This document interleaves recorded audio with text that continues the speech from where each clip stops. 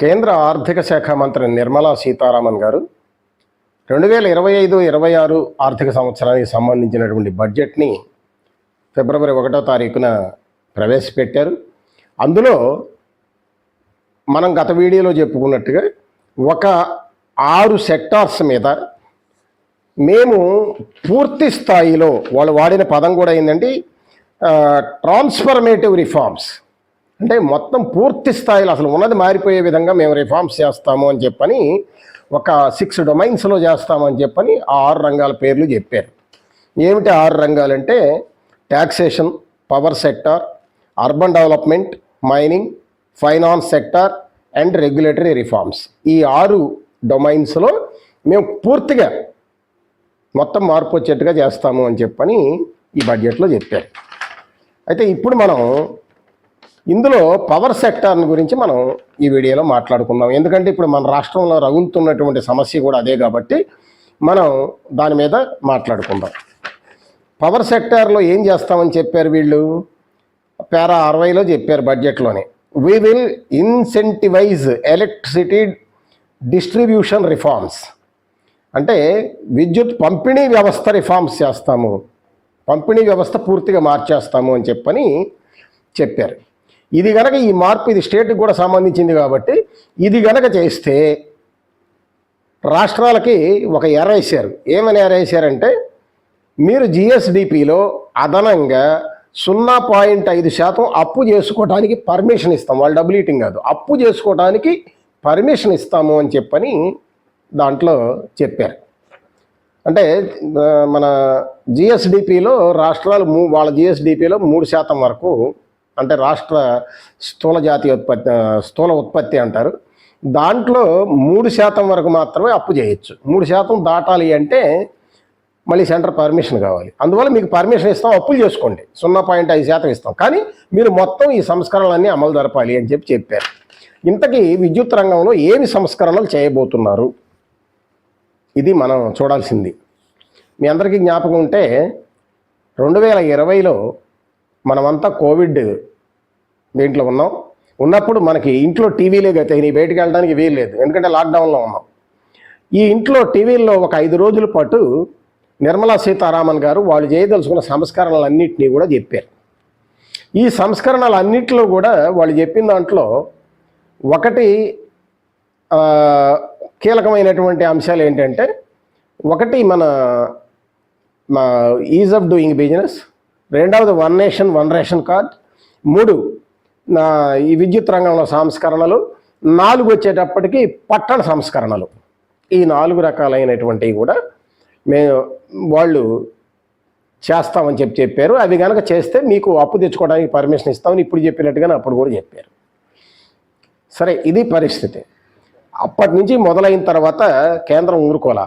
ఇది విద్యుత్ రంగంలో సంస్కరణలు చేయాలి అంటే కేంద్రంలో చట్టాలు మారాలి, ఇప్పుడు ఉన్నటువంటి సెటప్ మారిపోవాలి, ఇవన్నీ జరగాలి. కాబట్టి వీళ్ళు మన 2021లో మినిస్ట్రీ ఆఫ్ పవర్, అంటే కేంద్ర విద్యుత్ మంత్రిత్వ శాఖ వాళ్ళు ఒక గైడ్ లైన్స్ రిలీజ్ చేశారు. ఏంటి అంటే revamped distribution sector scheme reforms based and result linked అని చెప్పన్న పేరుతో ఒక గైడ్ లైన్స్ని కొన్ని రిలీజ్ చేశారు. అవి రాష్ట్రాలకి పంపించారు. ఆ గైడ్ లైన్స్లో ఏం చెప్పారంటే, ఇక పెట్టబోయే మీటర్లు, ఇప్పుడున్న మీటర్లు అన్నీ బీకేసి వాటి స్థానంలో స్మార్ట్ మీటర్లు పెడతాం. ఈ స్మార్ట్ మీటర్లు ఏ పద్ధతిలో పనిచేస్తాయి అని చెప్పానంటే DBFOOT పద్ధతిలో పనిచేస్తాయి అన్నారు. అంటే ఏమిటి? డి అంటే డిజైన్, అంటే వాడే డిజైన్ చేస్తాడు. బి అంటే బిల్డ్, వాడే తీసుకొచ్చి బిగిస్తాడు. ఎఫ్ అంటే ఫైనాన్స్, వాడే ఫైనాన్స్ చేస్తాడు. ఓ అంటే వాడే ఓన్, ఓ అంటే ఓన్, సొంతంగా కలిగి ఉంటాడు. ఇంకొక ఓ అంటే ఆపరేట్, అంటే వాడే ఆపరేట్ చేస్తాడు. ఫైనల్గా టీ అంటే ట్రాన్స్ఫర్, ఇవన్నీ చేసి మీరు ట్రాన్స్ఫర్ చేస్తాడంటాడు. ట్రాన్స్ఫర్ చేయడం అనే మాట ఒట్టి మాట ఇప్పుడు ఏ రంగంలో జరగలేదు, జరగదు కూడా. ఇంతగా ఏంటంటే ఏ కంపెనీ అయితే ఆ స్మార్ట్ మీటర్ బిగిస్తుందో వాడే వాడే డిజైన్ చేస్తాడు, వాడే వచ్చి బిగిస్తాడు, వాడే డబ్బులు పెట్టుబడి పెడతాడు, వాడే ఆ మీటర్కి ఓనర్ అవుతాడు, వాడే ఆపరేట్ చేస్తాడు. ఇది దాంట్లో చెప్పినటువంటి విషయాలు. అయితే ఇది చెప్పారు, ఇది 2025 మార్చిలోపు అన్ని బిగించేసేయాలని చెప్పని వాళ్ళు ఆర్డర్స్ జారీ చేశారు. ఇది ఇలా ఉంటే మరి ఇది అంత మాత్రాన్ని చాలదు. ఇప్పుడు ఇది పెట్టాలంటే ఒక సమస్య ఏంటంటే ఎలక్ట్రిసిటీ యాక్ట్ 2003 ఒక చట్టం ఉంది. ఆ చట్టాన్ని మార్చకుండా జరగదు. ఈ చట్టాన్ని మార్పులకు కొన్ని అమెండ్మెంట్స్ ప్రవేశపెట్టారు. ఆ అమెండ్మెంట్స్ ప్రవేశపెడితే ఆ అమెండ్మెంట్స్ చాలా దుర్మార్గంగా ఉన్నాయి, నష్టం కలిగిస్తాయి రైతులకు అని చెప్పి రైతులు ఆ కోవిడ్ టైంలో కూడా వాళ్ళు ఢిల్లీలో రైతు చట్టాలకి వాటికి వ్యతిరేకంగా వాళ్ళు ధర్నా చేసినటువంటి విషయం, 1 సంవత్సరం పైగా వాళ్ళు ఆందోళన చేసినటువంటి విషయం, చివరికి పార్లమెంట్లో ఆ చట్టాలను విత్డ్రా చేసుకోవాల్సి వచ్చినటువంటి విషయం మనకు తెలిసింది. ఆ డిమాండ్స్లో ఇది కూడా ఒక డిమాండ్, ఈ చట్టం చేయడానికి వీల్లేదు అని చెప్పని. అయినా సరే సెంట్రల్ గవర్నమెంట్ ఏం చేసిందంటే రైతు చట్టాలను వెనక్కి తీసుకుంది. ఈ బిల్లుని ఎలక్ట్రిసిటీ బిల్ 2022 పేరుతో ఆగస్టు 8, 2022 పార్లమెంట్లో ప్రవేశపెట్టి దాని మీద చర్చ లేకుండానే వెంటనే దాన్ని స్టాండింగ్ కమిటీకి రిఫర్ చేసింది. అంటే వాళ్ళ దీన్ని ప్రైడ్ నిలుపుకోవటానికి అన్నమాట పెట్టింది, వెనక్కి పంపించింది, అయిపోయింది. ఆ బిల్లులో ఏముంది ఆ అమెండ్మెంట్లో ఏముంది అనేటువంటిది కనుక మనం చూస్తే, అమెండ్మెంట్ సెక్షన్ టు సెక్షన్ చదవటం సాధ్యపడదు, కానీ దాని సారాంశం చెప్తాను. ఒకే ప్లేస్లో అనేక డిస్ట్రిబ్యూషన్ కంపెనీలకు లైసెన్సులు ఇస్తాము. ఇది ఒక అమెండ్మెంట్. అంటే ఇప్పుడు ఉదాహరణకి మన ఆంధ్రప్రదేశ్లో 3 డిస్ట్రిబ్యూషన్ కంపెనీస్ ఉన్నాయి. ఒకటి APSPDCL నెల్లూరు, ఇక అక్కడి నుంచి రాయలసీమ మొత్తం కూడా. మన ఉమ్మడి ప్రకాశం నుంచి ఉమ్మడి కృష్ణా జిల్లా వరకు కూడా APCPDCL central power distribution company అని చెప్పని మనకుంది. ఇప్పుడు ఈ పక్కన ఉన్నటువంటి ఉమ్మడి పశ్చిమ గోదావరి జిల్లా నుంచి ఇక ఉత్తర ప్రాంతం అంతా కూడా APEPDCL అని చెప్పని ఉంది. అంటే ఈ 3 కూడా పబ్లిక్ సెక్టార్లో ఉన్నటువంటి డిస్ట్రిబ్యూషన్ కంపెనీలు ఇవి. మరి ఈ పబ్లిక్ సెక్టార్లో ఉన్నటువంటి డిస్ట్రిబ్యూషన్ కంపెనీలని ఇప్పుడు ఏమంటాడు వాడు, ఈ అమెండ్మెంట్లో ఏం చెప్తున్నాడంటే ఇక్కడ అదనంగా ఇంకా కొంతమందికి లైసెన్సులు ఇస్తాము. ఉదాహరణకి ఇప్పుడు మనకి ఈ CPDCL, ఈ సెంట్రల్ పవర్ డిస్ట్రిబ్యూషన్ కంపెనీలో ఒక సమ్ X, Y, Z ఒక 3 లేదా 4 మేము కూడా లైసెన్సులు తీసుకుంటాం, మేము చేస్తామని చెప్పి లైసెన్స్కి అప్లై చేస్తే లైసెన్స్ ఇస్తాడు. వాడికి లైసెన్స్ ఇస్తే ఆ లైసెన్స్ ప్రకారం వాడు కూడా ఇక్కడ విద్యుత్తుని వాడు కూడా పంపిణీ చేయొచ్చు.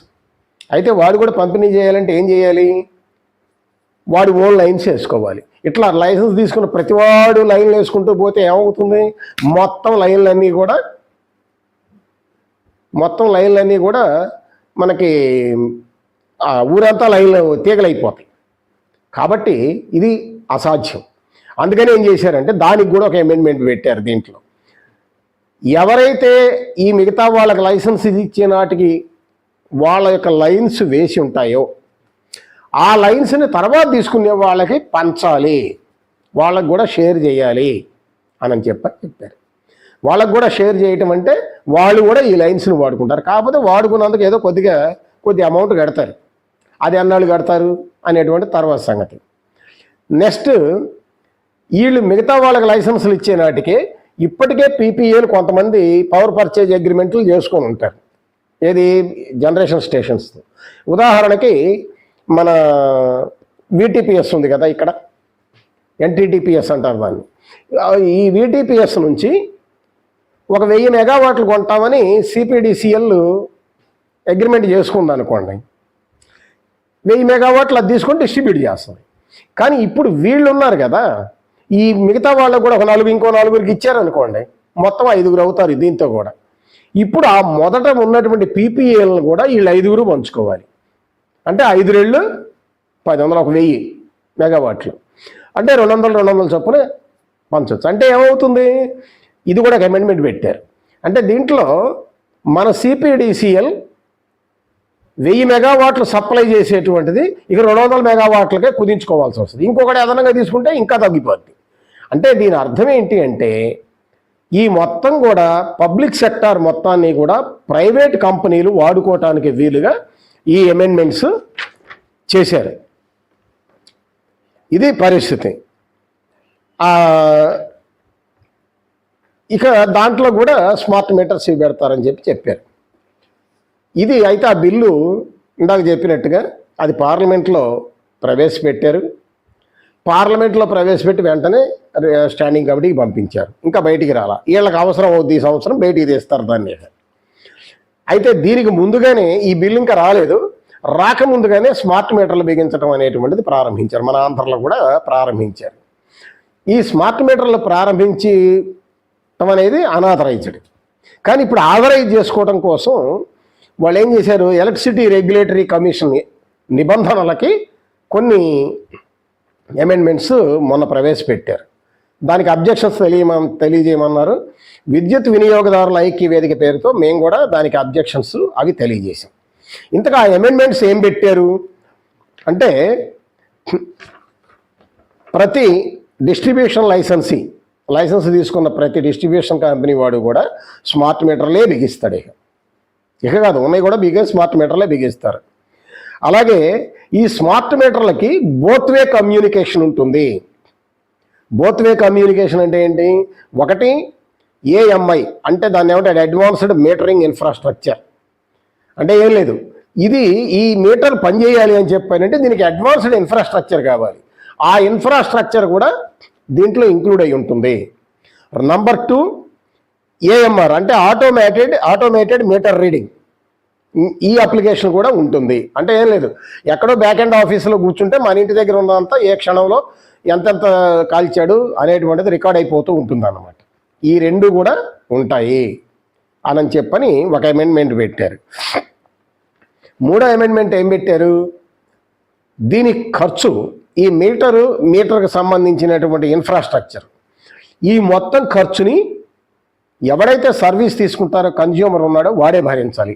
అంటే ఇప్పుడు మనం ఇళ్ళకి తీసుకుంటే ఇంటి యజమాని భరించాలి, లేదు పరిశ్రమకి తీసుకుంటే పరిశ్రమ యజమాని భరించాలి. అయితే ఒకవేళ వాళ్ళు భరించకపోతే ఆ డిస్ట్రిబ్యూషన్ కంపెనీ వాడు ఇది పెట్టి ఈ మీటర్కి ఇన్ఫ్రాస్ట్రక్చర్కి మొత్తానికి సంబంధించినటువంటి టోటల్ దాని మీద రెంట్ని ప్రతి నెల వాడు వసూలు చేస్తాడు. ఇది ఒక అమెండ్మెంట్ని పెట్టారు. ఇక తదుపరి ఇంకొక అమెండ్మెంట్ ఏంటంటే ఈ బిల్స్ వచ్చిన తర్వాత అది మన ఈ స్మార్ట్ మీటర్లు పెట్టిన తర్వాత స్మార్ట్ మీటర్లకు సంబంధించినంత వరకు ఇక నుంచి పేపర్ బిల్స్ ఇవ్వరు. ఇప్పుడు మనకు పేపర్ మీద బిల్ ఇస్తున్నారు, ఇక ఆ బిల్ ఇవ్వరు. అంతా ఎలక్ట్రానిక్ బిల్. అంటే ఏంటి, వాట్సాప్ల ద్వారా ఈ ఎస్ఎంఎస్ల ద్వారా వీటి ద్వారా ఇంత అయిందని పంపించేస్తాడు. అది కూడా ఎన్నాళ్ళు పంపుతాడు, ప్రీపెయిడ్ ఎనేబుల్ చేసే వరకు. ఒకసారి ప్రీపెయిడ్ ఎనేబుల్ చేసిన తర్వాత అది కూడా ఉండదు. ప్రీపెయిడ్ ఎనేబుల్ చేసిన తర్వాత ఏమవుతుంది, మనం ఎంతో డబ్బులు 1000 2000 మన అవసరాన్ని బట్టి మనం లోడ్ చేస్తాం. దానికి మన సెల్ ఫోన్ సిమ్ కార్డు లాగానే లోడ్ చేసిన తర్వాత అది యావరేజ్ ఒక 3 డేస్లోకి వచ్చినప్పుడు ఒక రిమైండర్ ఇస్తుంది, ఇంకా 3 రోజుల వరకు వస్తుంది డబ్బులని. ఆ తర్వాత అది కూడా ఎస్ఎంఎస్ ద్వారానో దేని ద్వారానో ఇస్తారు. ఆ తర్వాత 2 రోజులు ఉండగా రెండోసారి వస్తుంది. 3వ రోజు వచ్చిన తర్వాత అయిపోయింది నీది అని చెప్పని వస్తుంది. ఆ రోజుతో షట్ డౌన్ అయిపోతుంది. మనం ఏ అమర్పాటుగా మనం చూడకపోయినా కూడా చేసేటువంటి పరిస్థితి. ఇక దానికి పవర్ పోయిన తర్వాత చూసుకోవటం, ఇది పరిస్థితి. ఈ అమెండ్మెంట్ కూడా దాంట్లో పెట్టారు. ఈ రకమైనటువంటి అమెండ్మెంట్స్ మనకి ఏం తెలియజేస్తున్నాయి? ఇవి ఇందాక చెప్పినట్టుగా ఏఎంఐ ఏఎంఆర్ అంటే advanced metering infrastructure and automated meter reading ఉంటుంది అని చెప్పాం కదా. దీనికి ఒక బ్యాక్ ఎండ్ ఆఫీస్ ఏర్పాటు అవుద్ది. ఇవన్నీ కూడా దీని ఆధారంగానే వాడు అంతకుముందు ఏం చెప్పాడు, నేను ఇందాక చెప్పినట్టుగా 2021లో ఇచ్చినటువంటి గైడ్లైన్స్లో DEF-FOOT పద్ధతిలో పనిచేస్తుంది. Design, built, finance, own, operate and transfer అన్న పద్ధతిలో పనిచేస్తుంది అని చెప్పారు. దానికి అనుగుణంగా ఈ అమెండ్మెంట్స్ అనేటువంటిది ఈ రెగ్యులేటరీ కమిషన్కి పెట్టారు. ఆల్రెడీ స్మార్ట్ మీటర్లు తీసుకొచ్చి బిగించడం అనేటువంటిది ప్రారంభించారు. అయితే దీనివల్ల మనకు నష్టం ఏంటి? మనకు నష్టం ఏంటంటే మొదటిది మీటర్ నష్టం ఉంది, వ్యవస్థ నష్టం ఉంది. మీటర్ నష్టం ఏంటి అంటే ఒకటి, ఇప్పుడు నిన్న మన కర్నూలులో ఒక అతనికి ఒక వెల్డింగ్ షాప్ అతను 200 చిల్లర యూనిట్లు గాల్చాడు. అతనికి 30,000 చిల్లర బిల్లు వచ్చింది. 200 చిల్లరకి 30,000 రూపాయలు బిల్లు రావడం ఏంటి? ఇది తప్పని మనందరికీ తెలుసు. ఏమో ఎక్కడ తప్పు జరిగిందిలే అని చెప్పి అనుకోవచ్చు. వాళ్ళు ఎలక్ట్రిసిటీ డిపార్ట్మెంట్ దగ్గరికి వెళ్తే నువ్వు కట్టాల్సిందే అని అన్నారంట. ఇదేంటే 200కి 30,000 రూపాయలు బిల్లు ఏమిటి అని చెప్పానంటే నువ్వు కట్టాల్సిందే, తర్వాత చూద్దాం, నువ్వు కట్టమన్నారంట. వాడు లబోదీపం అంటున్నాడు. ఇప్పుడు పేపర్ బిల్లు వచ్చింది కాబట్టి మనకి ఈ విషయం తెలిసింది. రేపు పొద్దున పేపర్ బిల్ రాదు, మనం ముందు లోడ్ చేస్తాం. నాకు ఒక నెలకు సరిపడా ఒక 3,000 రూపాయలు సరిపోద్దని నేను లోడ్ చేస్తా. అది 10 రోజులకే అయిపోద్ది. అయిపోయిన తర్వాత ఎందుకు అయిపోయిందంటే చెప్పే దిక్కెవడు? ఎవడు చెప్తాడు? నువ్వు అక్కడికి వెళ్ళి వాళ్ళ దగ్గరికి వెళ్ళి ఏమయ్యా ఎందుకు పోయిందని చెప్పని నువ్వు లెటర్లో పెట్టుకొని కనుక్కోవాలి. అది కూడా నువ్వు పబ్లిక్ సెక్టార్లో ఉంటే ఏమన్నా కనుక్కోగలవేమో. రేపు పొద్దున ప్రైవేట్ సెక్టార్లోకి వెళ్ళిన తర్వాత లేదు సార్ మీరు కాల్చారు సార్, ఇది మా మీటర్ మా కంప్యూటర్ చెప్తుంది కాల్చారు సార్, మీరు కట్టాల్సిందే అంటాడు. ఏం చేస్తాం? ఇప్పుడు పబ్లిక్ సెక్టార్లో ఉంటేనే కట్టాల్సింది అంటున్నారు. రేపు పొద్దున ప్రైవేట్ సెక్టార్లో ఉంటే ఇక ఇప్పుడు బ్యాంకులు పెట్టినాయి కదా, ఏమని ఈ లోన్ రికవరీ కొంతమంది టీముని, ఈ టీంని పెడతారు. ఇక మనకు కూడా కరెంట్ బిల్లులు కనుక వాడు కట్టకపోతే వాడికి కాల్ చేతులు ఎరగొట్టడం, లేకపోతే ఇంటికి కనెక్షన్ కట్ చేస్తూ ఉంటాడు. ఇక జనం కూడా రానక్కర్లా, అయిపోగానే కట్ చేస్తాడు. అంటే కనీసం మనం తెలుసుకునేటువంటి అవకాశం ఉండదు. ఇది మొదటి విషయం. రెండో విషయం, వ్యవస్థ పరంగా నష్టం ఏమిటి అంటే ఇది ప్రైవేట్ రంగంలోకి వెళ్ళిపోతూ ఉంది. ప్రైవేట్ రంగంలోకి వెళ్ళిపోయిన తర్వాత ఇప్పుడు ప్రీపెయిడ్ మీటర్లు ఇవి. మనం ఇంటికి 2,000, 3,000, 4,000 అవుతుందని ముందు లోడ్ చేసుకుంటాం. కానీ పరిశ్రమలు ఉన్నాయి. ఈ పరిశ్రమాధిపతులు యాక్చువల్గా వాళ్ళు లక్షల్లో బిల్లు కడుతుంటారు ప్రతి నెలా కూడా. ఇప్పుడు వాళ్ళు ఏం చేస్తారు? బిల్లు వచ్చిన తర్వాత ఒక 15 రోజులైన టైం ఉంటుంది, 15 రోజుల్లో చూసుకొని కట్టుకుంటారు. ఇప్పుడు ఏం చేయాలి అంటే వాళ్ళ ప్రొడక్షన్ కాస్ట్లో ఈ బిల్లుని ముందే తీసుకొచ్చి కట్టాలి.